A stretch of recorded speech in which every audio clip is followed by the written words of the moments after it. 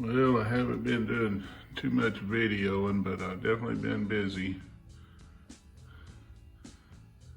And we're getting real close to flipping the switch on him. Well, I'm a pretty happy camper.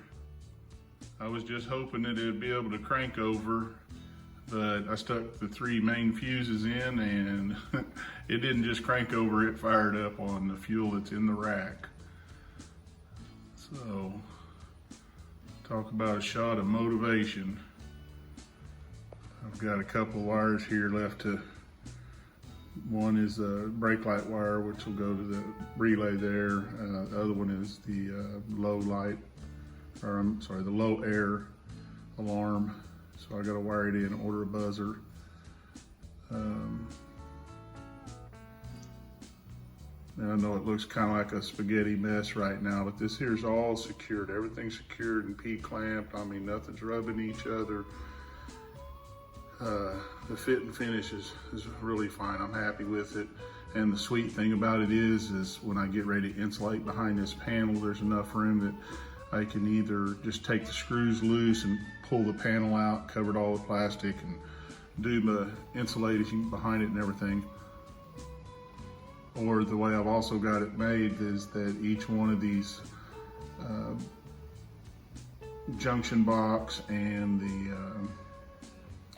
the bus bars, everything is bolted on a standoff, so I can actually just take it loose and not even have to take the wires loose, and get that panel out from behind there if I need to. So a couple of options there.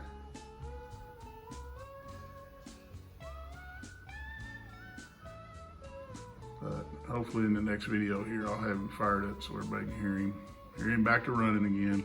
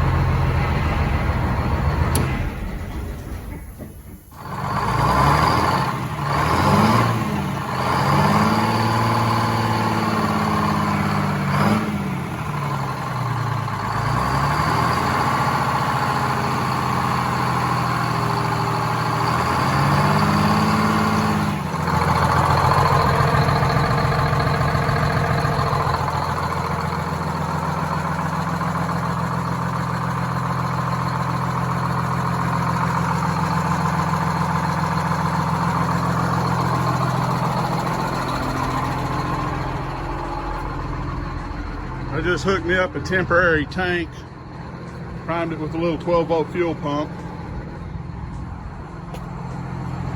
An old Mac Daddy here is running again.